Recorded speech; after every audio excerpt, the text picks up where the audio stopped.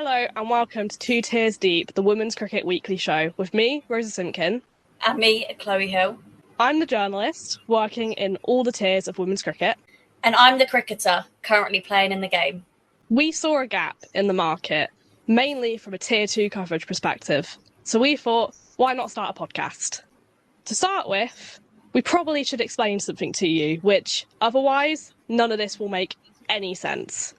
Last year, the ECB announced Project Darwin, a project to hand the game back to the 18 counties, split into 3 tiers. Tier 1 is the professional level, consisting of the Blaze, Durham, Essex, Lancashire, Hampshire, Somerset, Surrey and Warwickshire. I could go into the depths about why the Blaze aren't knots, but we'll leave that for another time. And Tier 2 counties are made up of Derbyshire, Glamorgan, Gloucestershire, Kent, Leicestershire, Middlesex, Northamptonshire, Sussex, Worcestershire and Yorkshire. And then Tier 3 are the national counties. Before we get started on today's episode, I'd like to give a shout out to our leading partner, Her Game 2. Her Game 2 Cricket partnered the Rose Talks Ball podcast and all the branches of the show, including Two Tiers Deep. Her Game 2 aims to spread a message of hope and equality throughout sport. Initially only in football, they have recognised that discrimination towards women and girls in sport is not limited only to football, so they have expanded into other sports, including cricket, where they can support, encourage and inspire women in the game. If you'd like to find out more about the work they are doing, you can find them online through their website, hergame2.co.uk/cricket, or you can find them on social media by searching for Her Game 2 Cricket. Thank you as always to Her Game 2 for their support of the podcast. This week on Two Tiers Deep, we're doing things slightly differently, including a cheeky feature for the Tier 3 game. The conclusion of the Vitality Blast is approaching us, and with it we have nearly completed our finals day lineup. Therefore, we'll be starting by exploring our Tier 1 and 2 qualifiers, followed by what we know about Tier 3. After this, we'll go into our usual game-by-game analysis, with a bumper 10 games in Tier 1 and 4 in Tier 2. It's important to note that this episode was recorded on Monday, and therefore doesn't feature Durham's rained-off game against Surrey. As a result of the shared points from this game, Surrey have now confirmed a direct spot in the final. Following our look at the tiered game, we'll then be exploring the world of England versus India, following the conclusion of the T20 International Series at Edgbaston. Finally, we'll be revealing our Tier 1 and 2 teams of the week, and answering the question everyone wants to know: has Emma Lamb made Chloe's 11? This week, we're doing things in a slightly different order, as we're getting to the back end of the Vitality Blast across all 3 tiers. To start with, we're going to look at Tier 1, the qualifiers and where the tables are at. This week, the Bears and Blaze joined Surrey in Tier 1 Finals Day, which is set to take place on the 27th of July at the Oval. In all honesty, it's turned into a bit of a 3-horse race, after Lancashire lost to Durham the weekend. Surrey topped the group with 46 points, followed by the Blaze on 36 and the Bears on 36, but the Blaze have a game in hand. In 4th are Lancashire on 25, followed by Durham on 23, Hampshire on 21, Essex on 15, and Somerset on only 6 points. It's safe to say they've struggled. Do you have any thoughts about any early predictions as to who will come out on top? I mean, for me personally, when I was obviously looking at the squads at the start of the season, Surrey was a big standout for me, especially with the England players available at the time, the overseas signing of Grace Harris. I think Surrey obviously were at the top for me as a standout, but also Blaze, because we've seen them over the regional system always be thereabouts in the T20 Finals Day, or top the group and narrowly miss out, but they're always there or thereabouts. And I think the Blaze are quite a set team with not much changing. Whereas I guess we've seen with Surrey, the likes of the England players in and out, different players in and out. So they've really, really had to fight hard to sort of secure that top spot. I'd agree. I think Surrey are the obvious favourites. Obviously, it's also a home potential just final, which hopefully, given the effort Surrey are putting in to advertise, etc., there will be a decent crowd at, and there's obviously going to be a Surrey bias because it's at the Oval. I think, as you said, the Blaze obviously had that ridiculous season last year, where they really stood up, and they have a very balanced squad, even if they don't have as many names as Surrey. It feels like their depth is just as impressive, and they have the England stars who probably will turn up. I mean, I'd be surprised if they made finals day and Nasser Brunt didn't turn up, which you can say is good or you can say is bad. The Bears are definitely the underdogs, but I'm a bit surprised they're here full stop. So you never know, they might surprise me once again. But on that note, are they the 3 qualifiers that you expected? I mean, I completely agree with Bears. I certainly didn't have them in the top 3. I think with their team and probably just the inexperience of their team, when we saw their squads at the start of the season, potentially thought they may be near the bottom, really, with, I guess, Somerset. Somerset and Bears, for me, were probably the 2 inexperienced teams when we saw them at the start. So, yeah, I am surprised that Bears are there.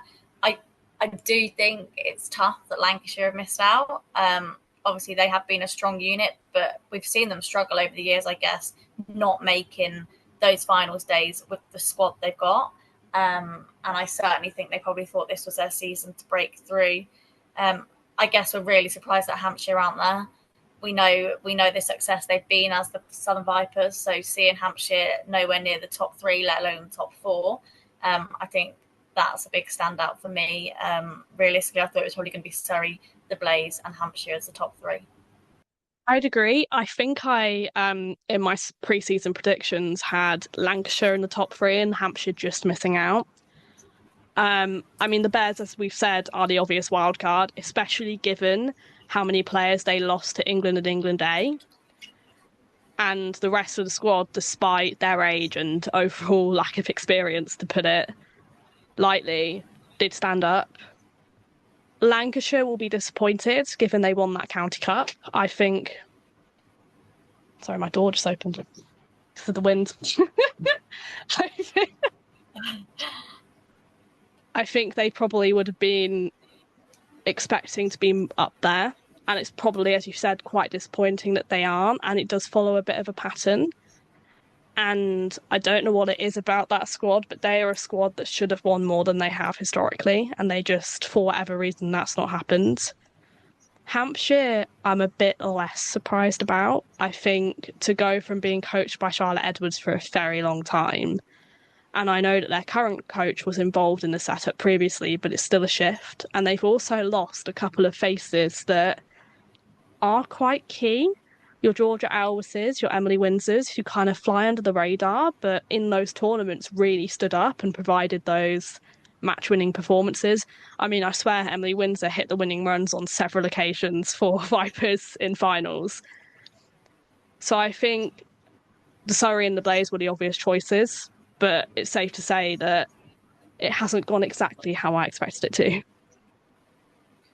No, but hopefully we do see an interesting finals day, and I hope that, I guess, we see those big totals on the board, especially playing at the Kia Oval, that it's going to be an exciting final, and several players hopefully are going to stand up and perform, and we're not just going to see a low-scoring thriller. I want to see a big scoring a final. Now looking at Tier 2, we have 3 of our 4 qualifiers so far. In the South Group, Glamorgan and Middlesex have come out on top. Middlesex topped the table with 26 points, followed closely by Glamorgan on 24. There's a bit of a jump after that, with Sussex in third on 9 points. So it's safe to say those finalists were guaranteed from very early on in the competition. In the North Group, things are a little bit more interesting. Yorkshire have obviously qualified easily, with 29 points at the top of the table.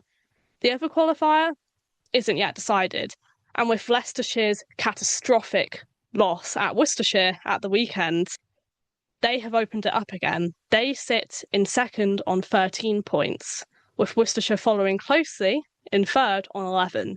It is important to say, however, that Leicestershire do have a game in hand, so are still the obvious qualifiers from the group. But you never know. There might be some last-minute drama. Are these teams your expected qualifiers, Chloe? I guess if we look at the South group where we've got the 2 qualifiers already in Middlesex and Glamorgan. For me, Glamorgan definitely were a team that I thought should qualify for the final, especially as we know that they're going to be a tier 1 side later down the line. And then for me, I guess, the likes of Middlesex, Kent and Sussex were, I guess, for me, potentially all on the same sort of experience and the same players, like similar level of players they've got in the side. So seeing how Middlesex performed in the 50 over side so far, 50 over campaign so far, I'm actually not surprised they've topped the group. But I do probably think the South group was a little bit more competitive than the North group. I guess, obviously, the question is who's going to steal that second place in the North group alongside Yorkshire. Leicestershire obviously have got a game in hand, and Worcestershire have miraculously jumped from 5th place to 3rd place. So I guess there's going to be loads of question marks between Worcester, Northampton, Derby. Can they put that pressure onto Leicestershire? But I think Leicestershire realistically have been the front runners from 2nd to 5th place. I'd agree. I think if Glamorgan didn't qualify, you'd need to ask questions. They also have the most squad depth, I think, out of a tier 2 team. They have a very big squad, and they've got a lot of tier 1 experience and on loan throughout the season. Middlesex have too. But I think Kent have underperformed, in all honesty. I think their squad, they've inherited a lot of Surrey's talent from last year. It's very experienced, and they just haven't clicked for some reason. So I think they'll probably be disappointed to be where they are. But they've got plenty of time to make up for that before we decide the next tier 1 teams, etc. In the North group, I'd say it's been competitive apart from Yorkshire. I think the games, when you look at the table, the other 4 teams are really close to each other. There's 5 points between Leicestershire, who top them, and Derbyshire in 5th. But Yorkshire were always going to be so incredibly dominant, and it's the fact that they've won nearly all of their games with a bonus point that makes it, I guess, rub salt into the wound a little bit more. So I guess that goes on to say, do you think they are beatable? You'll be mad to say that Yorkshire aren't going to win the Tier 2 Vitality Blast. In reality, they've got to walk away with that cup on finals day, and if they don't, I think I'd be extremely surprised. I think the team and the talent they've got in that team, and obviously they're a fully contracted professional team already in Tier 2, and I suppose you've already got the likes of Lauren Winfield Hill and Stair Callis that are on loan to Tier 1, and I'm sure we'll all be asking the questions, will they be coming back for that Tier 2 finals day to play for Yorkshire, which I presume we will see, and I wouldn't be surprised if we don't see them. I'd agree. I think they are the obvious favourites.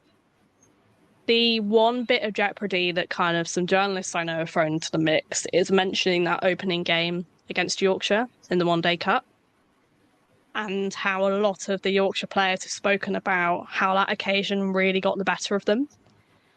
But I think it's probably safe to say that that's settled. They have been so incredibly dominant. I think Middlesex and Glamorgan will provide more of a challenge than what we've seen in the North group. But I still think they're the obvious favourites.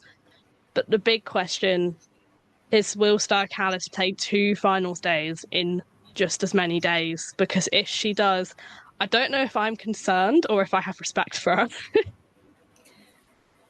you know what? I think we've seen it with Stair over the years, and in the regional game, that she's all of a sudden played for Northern Diamonds, played for the Netherlands, been in and out of the 100 team, played like second 11 games. We've seen her play like 4 or 5 games literally back to back. So it really wouldn't surprise me if she plays both finals days. And I think fair play to her if she does. I don't think many players can say that they're going to play in both Tier 1 and Tier 2 Blast finals days. I think she almost deserves a medal just for that.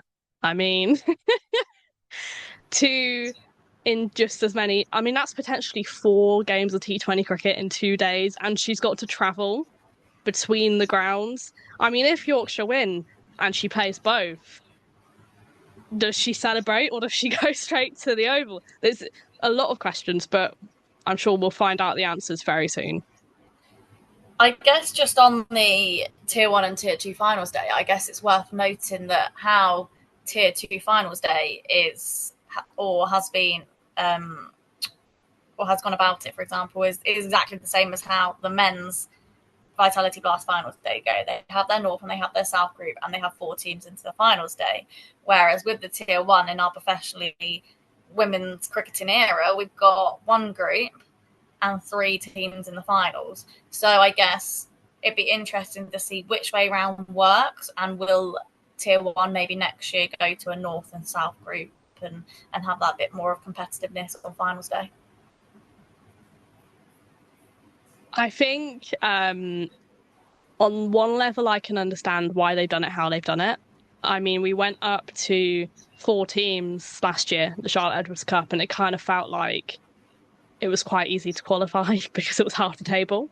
But then again, in the One-Day Cup, they've kept it as the 4, which makes it a little bit more questionable. From a logistical side of things, I can understand why they've done it, because having a weekend with 6 games of cricket would just be a nightmare for them, and also for us journalists who have to cover both days.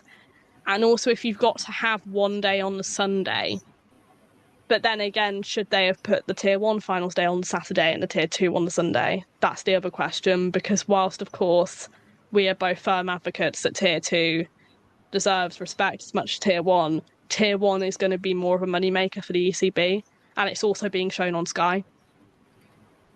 Yeah, 100%. And the men's finals day has always been on a Saturday, and a Saturday night and a Saturday during the day is a day where everybody is in a cricket club. Everyone has got the TV on to watch cricket. Whereas on a Sunday, I guess people want to have that as a rest day. You don't know what they're doing. Whereas I think Saturday realistically should be the pinnacle day of Tier 1 finals day. Also, from a fan point of view, a lot of the women's club cricket happens on a Sunday. So it's an odd choice to have this on a Sunday, because I know a lot of teammates who would love to be there who can't because they're playing club cricket. And that's something we've also discussed with kind of the issues of Tier 3 and the fact that club cricket is suffering off the back of that. But there were always going to be bumps, I think, this season with this new system.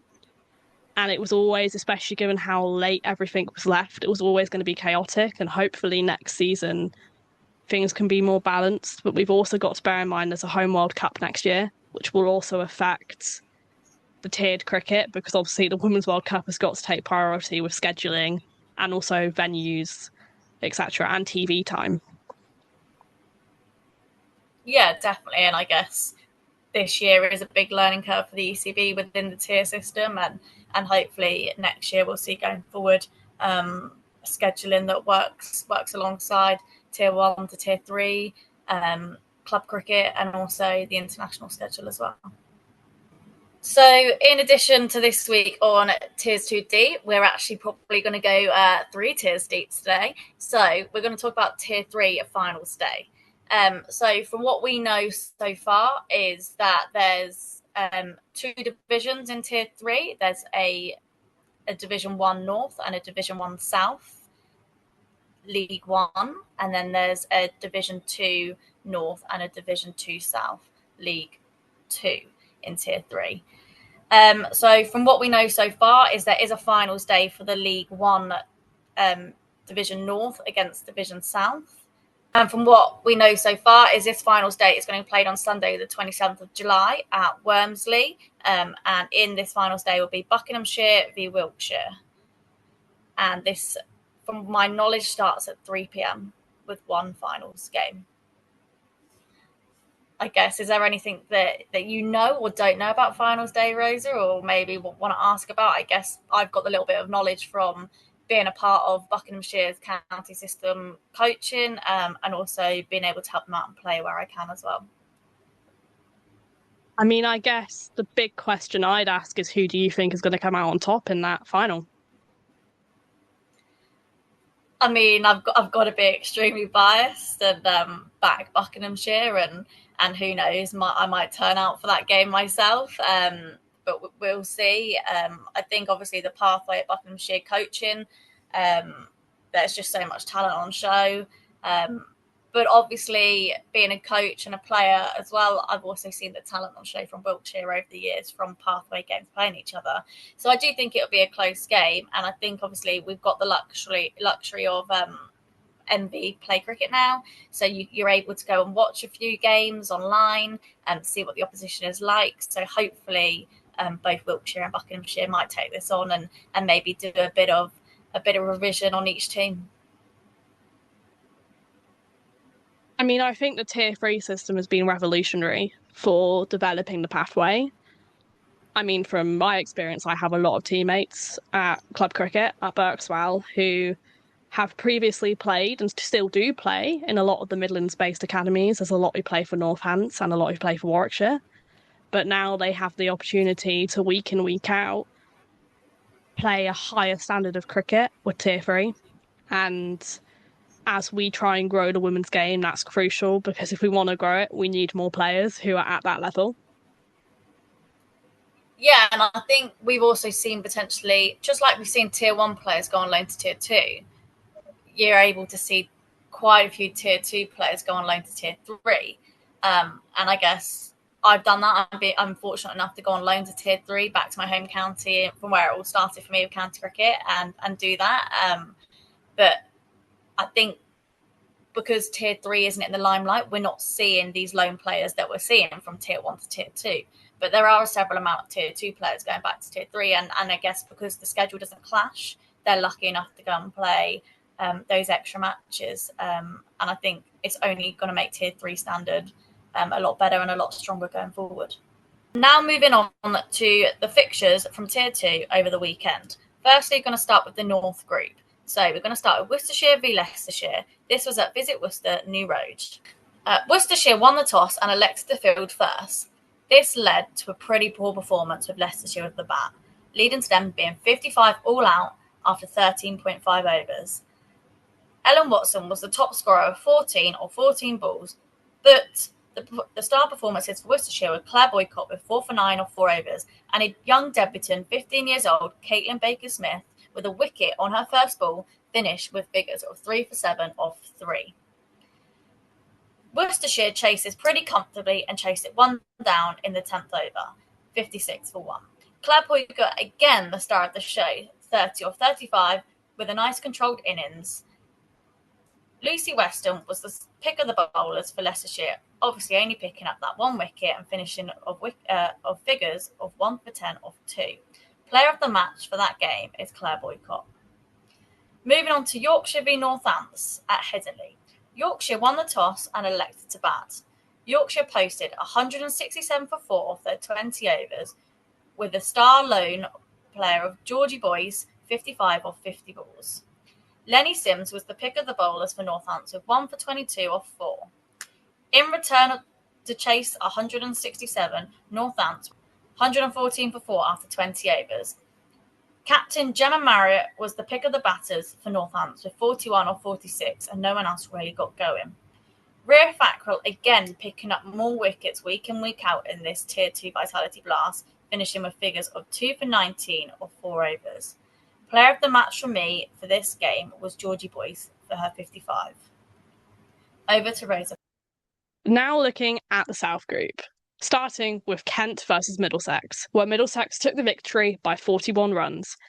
Kent won the toss at home at the Spitfire ground, electing to bowl first, and Middlesex scored 163 for 7 from their 20 overs. Gaia Goal once again stood out for Middlesex with 61 from 37. Finty Tressler also contributed with 39 from 33, and wicketkeeper batter Pippa Sproul with 24 from 24. Bowling-wise for Kent, there was 1 each for Gorham, Bilal, James, Darlington and Kirby. In response, Kent struggled. Only 3 of their players made double figures. Paul was a standout with 39 from 42, Barnfather 35 from 26, and Streets made 19 from 16, but ultimately it wasn't enough. Middlesex captain Saskia Hawley was the pick of their bowlers with 2 for 28.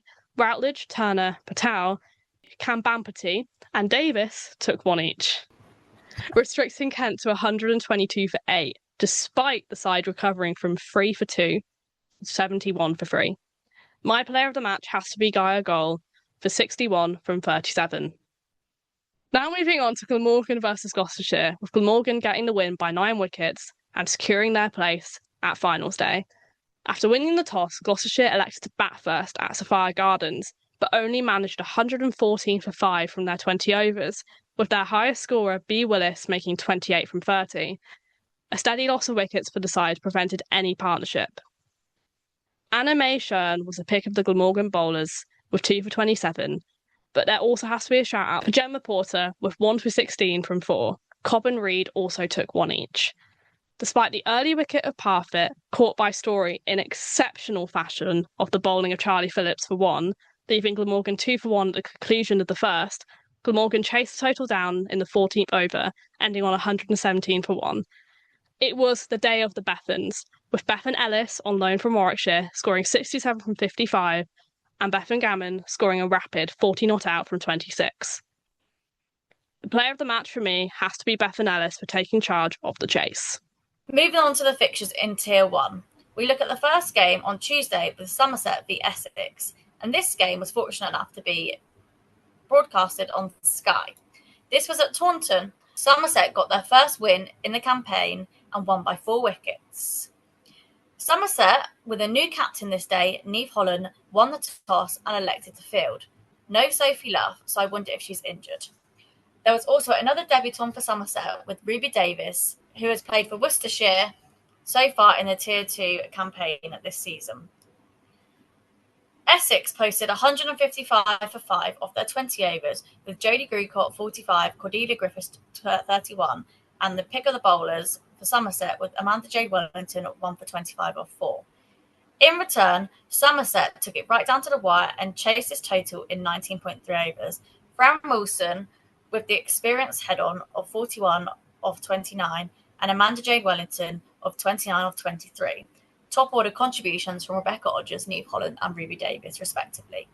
Esme McGregor was the pick of the bowler of 3 for 19 off 4, and she has been a superstar so far in this campaign. Player of the match was Amanda Jade Wellington for me. Moving on to Wednesday, Bears v Surrey at Edgbaston, where Surrey won by 4 wickets. The toss was won by the Bears, and they elected to bat first. After a bit of a shaky start, they finished 139 all out in the 19th over. Stair Callis was the pick of the batters with 38 off 30. Alexa Stonehouse and ADR were the pick of the bowlers for Surrey with 2 for 23 and 3 for 11 off 2.3 overs for ADR. In return, Surrey chased this down in the last over with 140 for 6, with Emma Jones contributing with 46 off 39, ADR showing the mature class 28 not out of 18 balls, and Callie Moore 22 not out of 14 balls, hitting a crucial 6 in the latter stages of the innings. Georgia Davis and Mary Taylor were the pick of the bowlers with 2 for 27 and 2 for 29. Player of the match for this game for me was Alice Davidson-Richards. Moving on to the next game with Hampshire v Lancashire. This was played at a club ground, Falkland Creek Club in Newbury. Lancashire win by 8 wickets.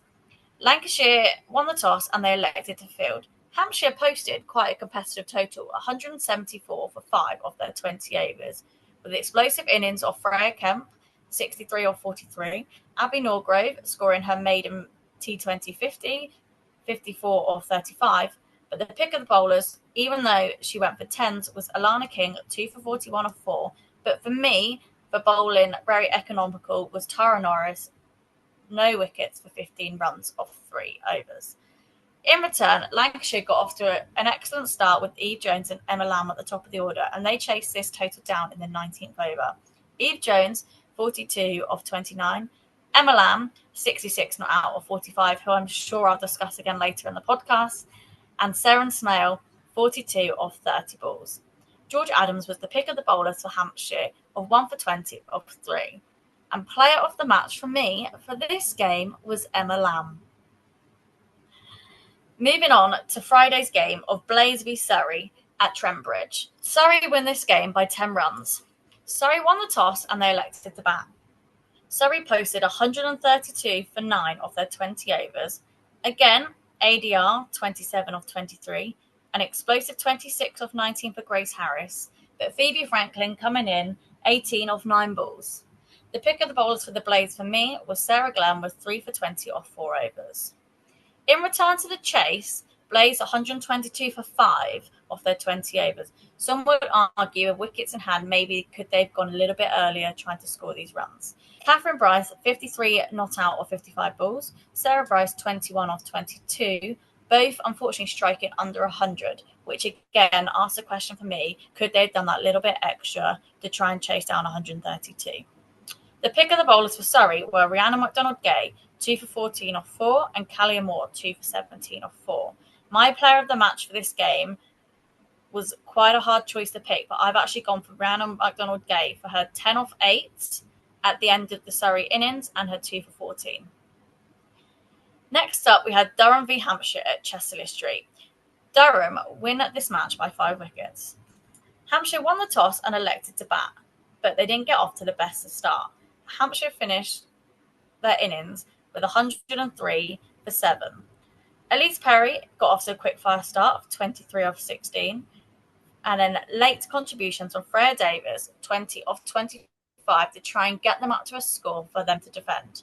The pick of the bowlers were Phoebe Turner, 3 for 17 off 4, and Maddie Villiers, 2 for 23 off 4.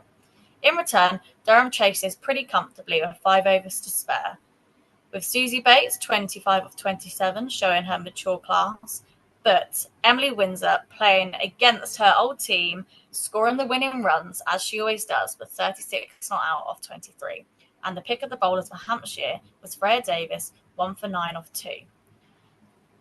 I have actually gone for 2 player of the matches for this game, but I'm sure we could debate that. I've gone for Phoebe Turner and Emily Windsor. Phoebe Turner for her 3 for 17 to restrict Hampshire to the 103, but I also think Emily Windsor deserves the credit of scoring 36 not out against her old teammates, where no doubt she would have felt some pressure.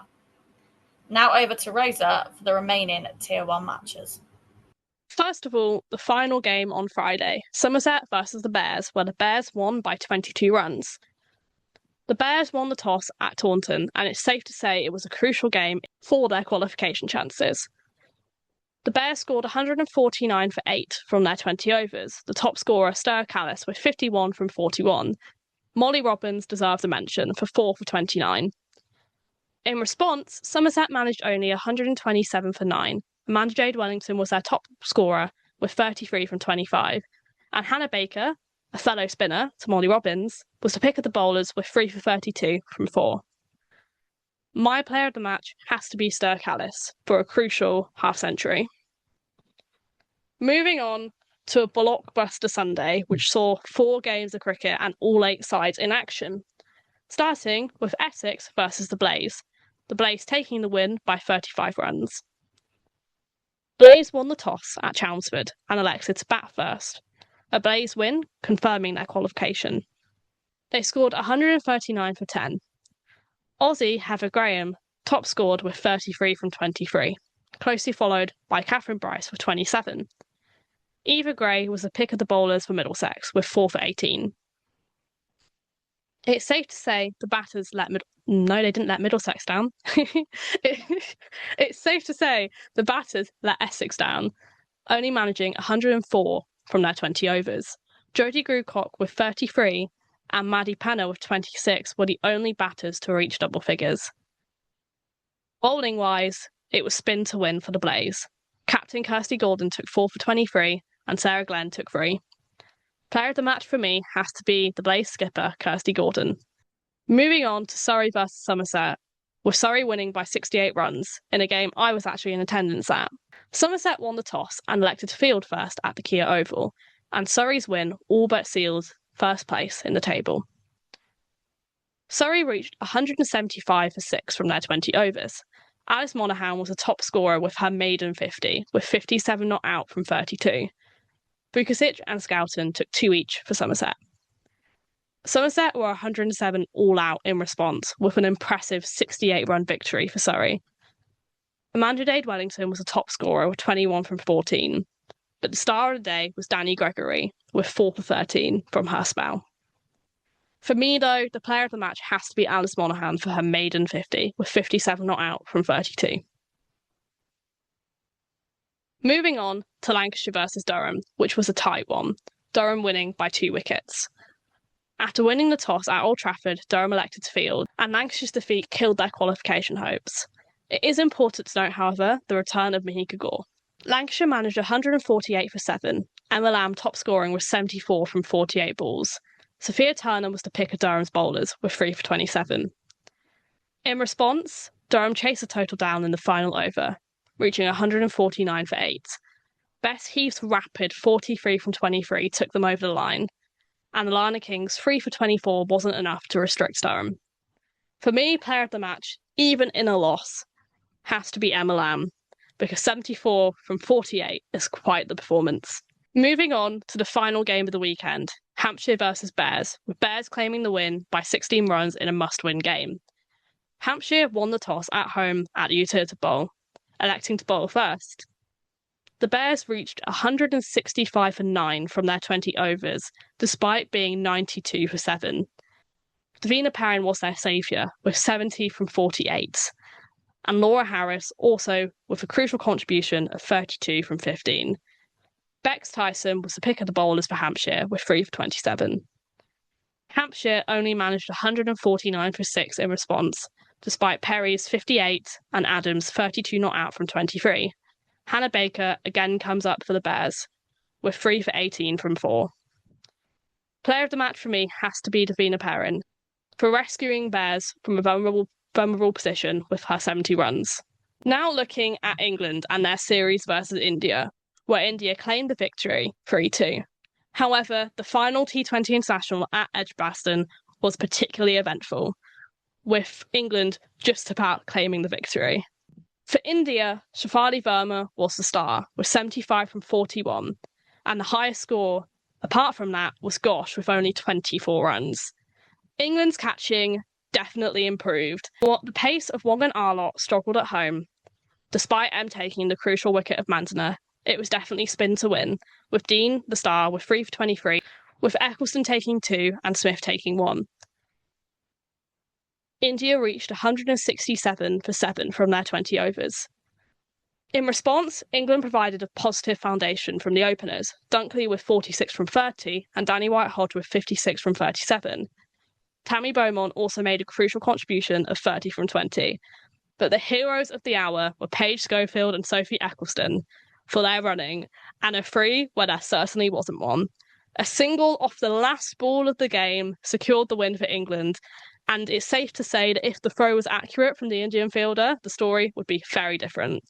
It's necessary to shout out Reddy and Sharma, who took 2 wickets each for India. Now, Chloe, looking at that series, do you have any key performers you'd like to highlight? Yeah, I mean, if we look at England from an England perspective, I guess that opening pair of Dunkley and Wyatt, Charlotte Edwards obviously stuck with it, and we know what they're capable of. So I guess 3 out of the 5 performances, we saw them have a successful opening partnership together.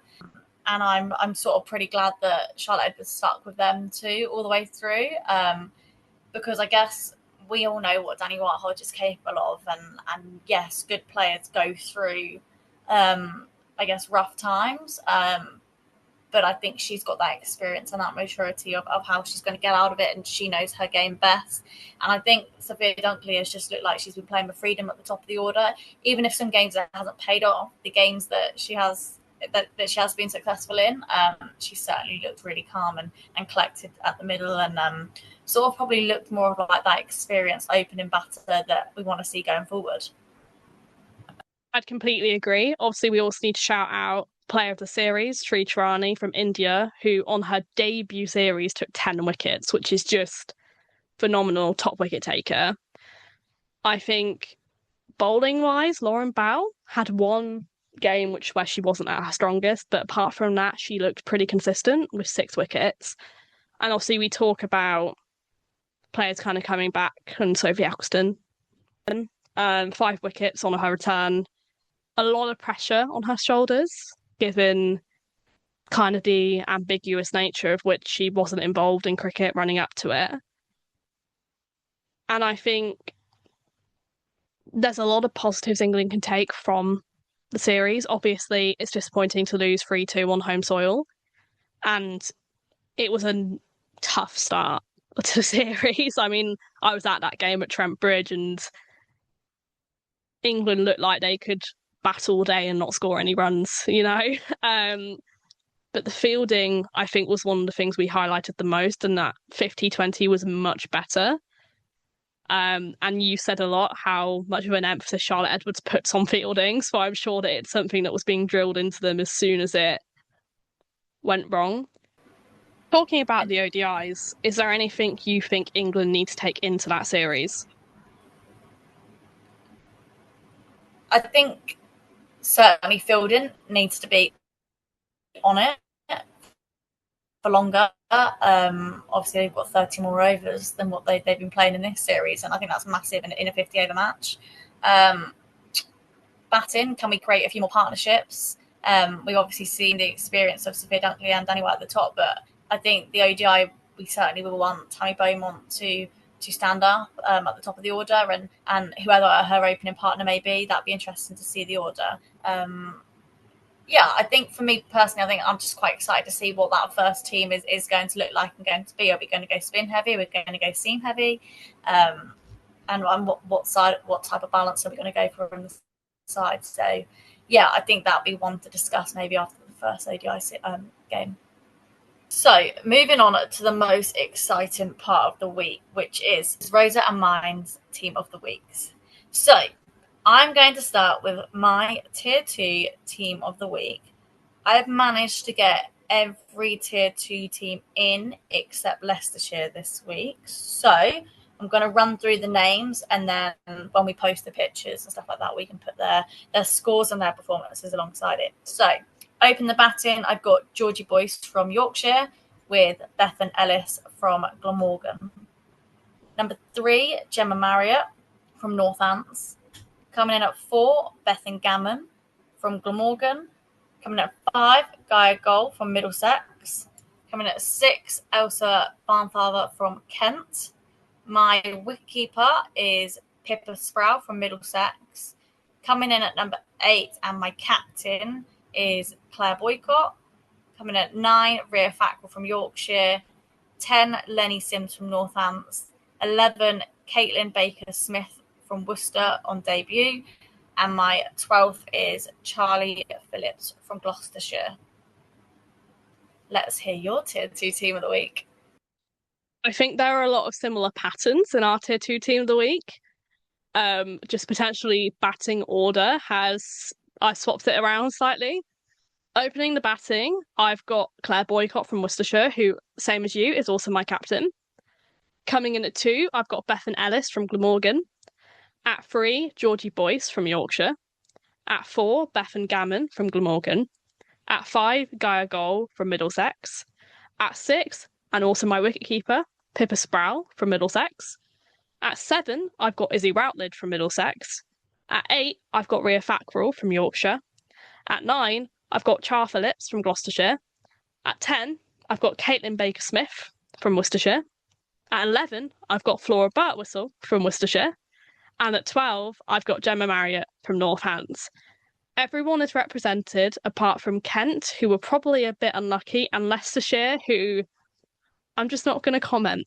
I'm sure they'll be back involved next week, off the back of hopefully a more steady and positive performance. Yeah, definitely. I'm sure Leicestershire will need to come back fighting to secure their final spot in the North Group in their last few games. Tier 1, and I think Chloe will agree that this nearly gave me a crisis when I was doing it last night. People kept coming in, people kept coming out. I kept finding people who'd performed who I hadn't noticed the first time I looked at the scorecards. I was trying to make sure everyone was represented, which they are, which was not easy.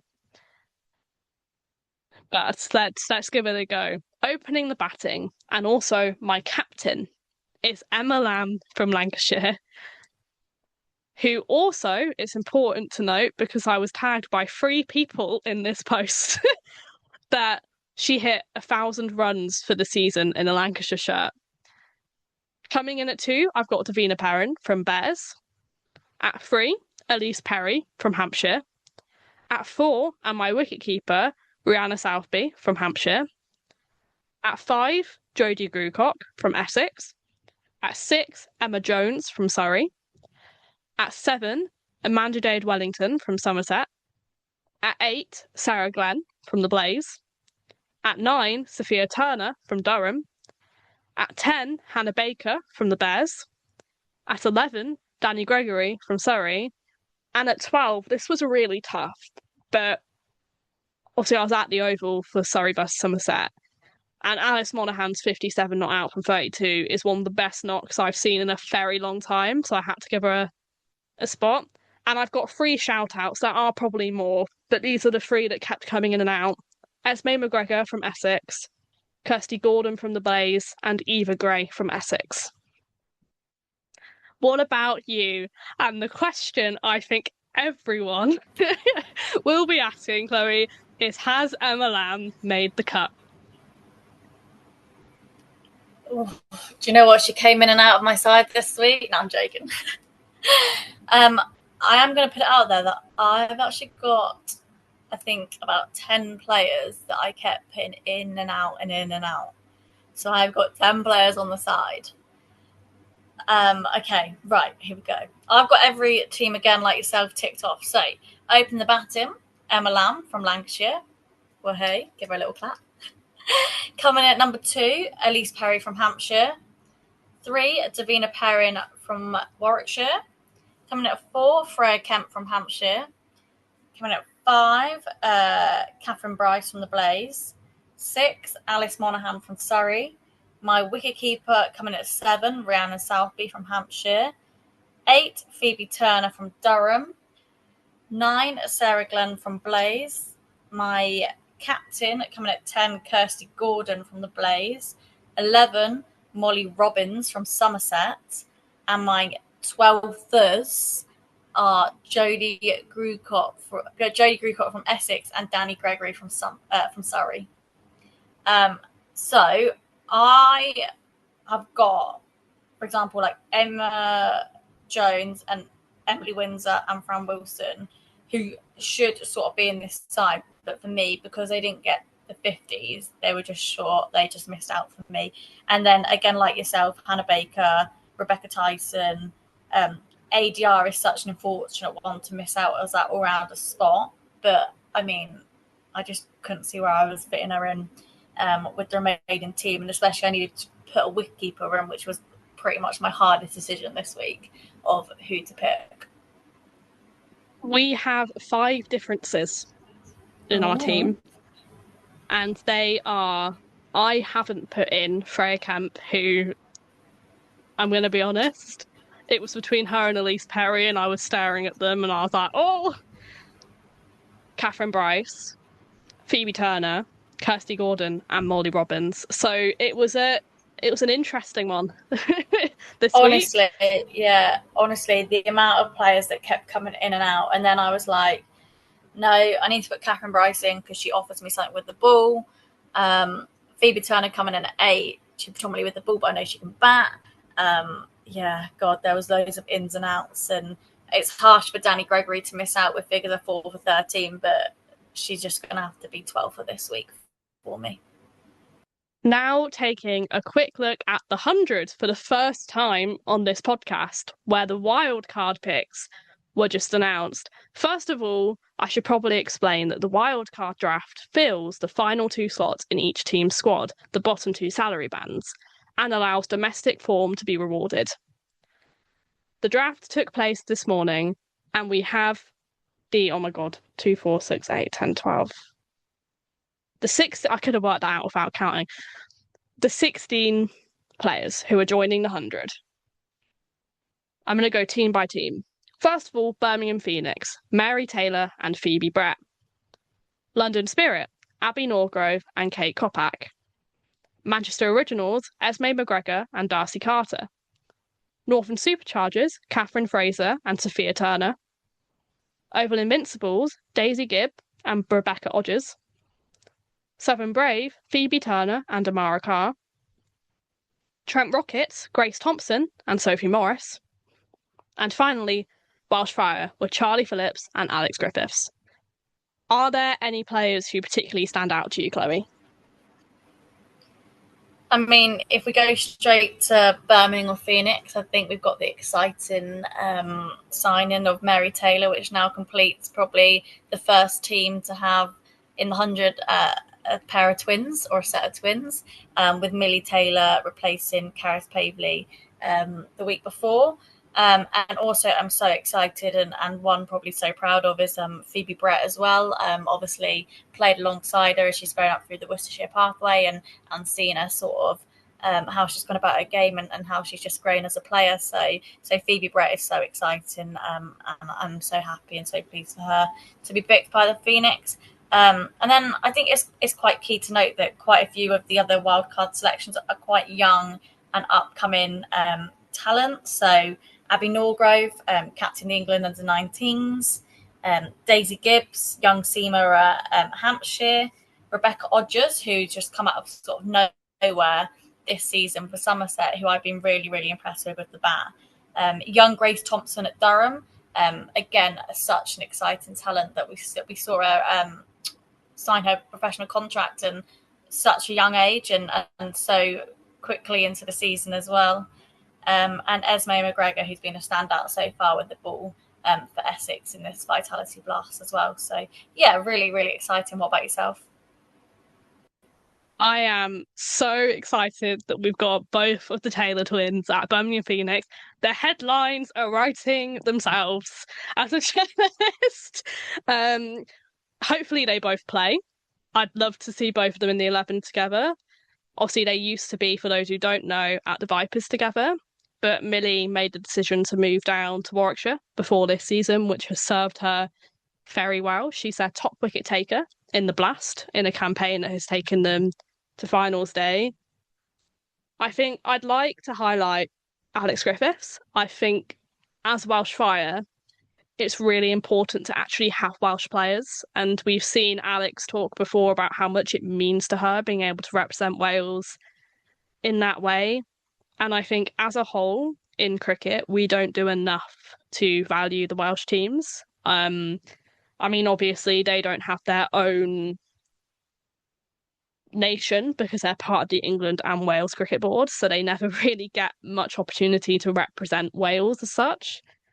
But as you've said, I mean, the young stars, obviously Phoebe Brett, Abby Norgrove, we saw in the 2023 Under-19 World Cup back in the day now, that most of those players picked up contracts, and whilst not as many have done this time, it's good to see representation still through the captain. Thanks for listening to this week's Two Tiers Deep. If you'd like to find me, Chloe Hill, you can find myself on Instagram with a new Instagram page covering this podcast at 2 Tiers Deep CH. Or I'll pass you over Rosa to find herself at Rosa Talks Ball. Or if you have any questions, you can contact us on rosatalksball@gmail.com. And please don't hesitate to get in touch.